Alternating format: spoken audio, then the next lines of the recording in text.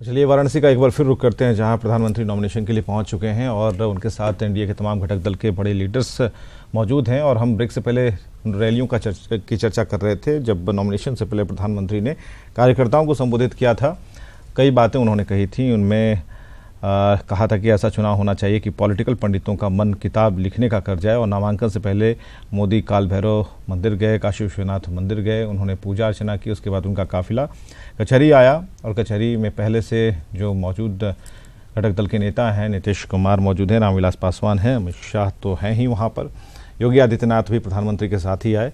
और ऐसे में एक ऐतिहासिक चुनाव बनाने की बात जो प्रधानमंत्री ने कही है वो कार्यकर्ताओं के लिए उन्होंने कही, कार्यकर्ताओं का जोश बढ़ाने के लिए कही।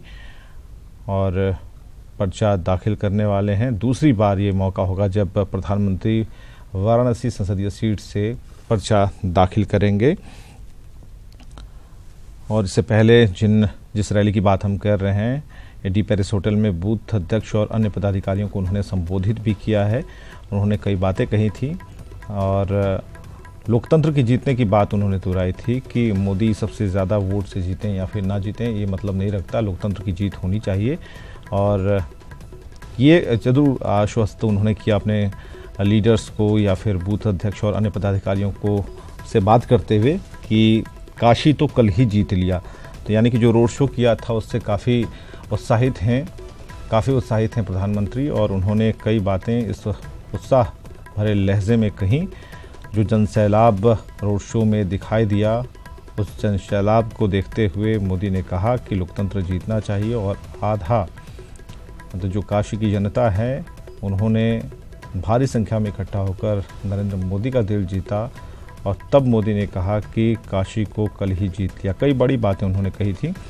और पिछली बार को ज़रा याद कीजिए कि पिछली बार जब नरेंद्र मोदी पहुंचे थे नॉमिनेशन के लिए, क्या भीड़ थी और प्रस्तावकों की सूची काफ़ी लंबी थी।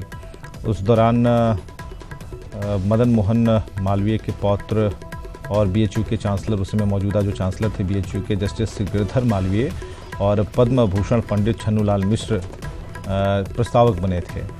और इस बार जो है डोम राजा के परिवार का कोई सदस्य प्रस्तावक बनेगा या फिर 3 तलाक का मुद्दा उठाने वाली कोई महिला चौकीदार या फिर कोई भी व्यक्ति इस बार नरेंद्र मोदी का प्रस्तावक बनेगा।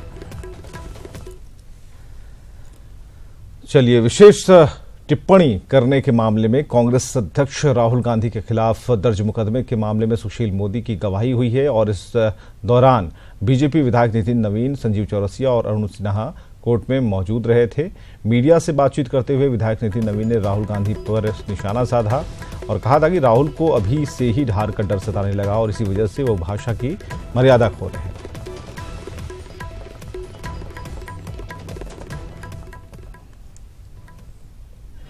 और जिसमें अपने गवाही में कहा है कि भारतीय राष्ट्रीय कांग्रेस के जो राष्ट्रीय अध्यक्ष हैं श्री राहुल गांधी जी, उन्होंने 13 अप्रैल को कर्नाटक की एक सभा में भाषण देते हुए कहा कि सारे मोदी चोर हैं। उन्होंने ये भी कहा कि क्या कारण है कि जितने चोर सबों का सरनेम मोदी है। और मैंने गवाही में ये कहा कि जब अगले दिन मैं बीजेपी कार्यालय गया तो कई लोग बैठे हुए थे जो मजाक उड़ा रहे थे।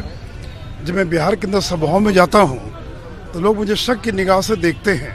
इससे मेरे प्रतिष्ठा को आघात लगा है और इसलिए मैंने आईपीसी की धारा 499 और 500 के तहत मानहानि का मुकदमा दर्ज किया है। मैंने कोर्ट से आग्रह किया है कि राहुल गांधी को समन किया जाए और अगर वो समन पर हाजिर नहीं होते हैं तो वारंट इशू किया जाए और उनको कोर्ट में हाजिर कराया जाए, जो कि 499 और 500 में 2 साल तक की।